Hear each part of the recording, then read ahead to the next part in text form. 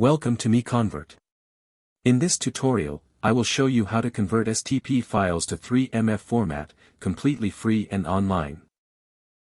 Open your browser and search for STP to 3MF MiConvert.com. Click on the first result to go straight to the converter.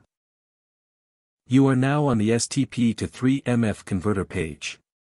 The interface is clean and easy to use. Let's upload a file. Click the Choose File button. A file picker will open. Select the STP file you want to convert, then click Open. Your file is loaded and ready. You can see the file name, size, and destination format. Click Convert now to start the conversion. The conversion is in progress. You can see the progress bar moving. This usually takes just a few seconds. Done. Your file has been successfully converted.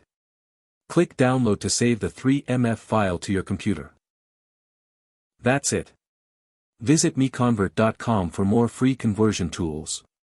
Subscribe for more tutorials. Thanks for watching.